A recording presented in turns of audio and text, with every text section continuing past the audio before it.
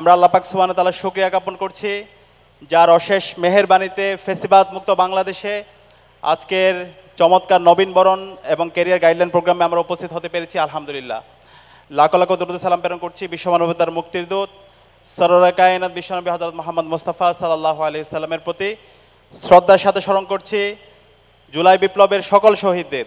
আজকের নবীন শিক্ষার্থীদেরকে আমি প্রথমে কংগ্রাচুলেট করছি।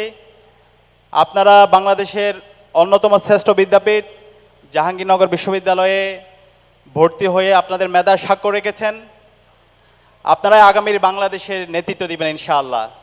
আমি আশা করব প্রথম বর্ষ থেকে আপনাদের নীতি নৈতিকতার সাথে এবং সময়ানুবর্তিতার সাথে আপনারা আপনাদেরকে প্রস্তুত করবেন এবং আপনাদের যেই লক্ষ্য সেই লক্ষ্যের আলোকে নিজেদেরকে প্রস্তুত করবেন এবং আপনাদের মাধ্যমেই আগামীর বাংলাদেশের যে পরিবর্তনের আমরা স্বপ্ন দেখি সেই পরিবর্তন সাধিত হবে ইনশাআল্লাহ।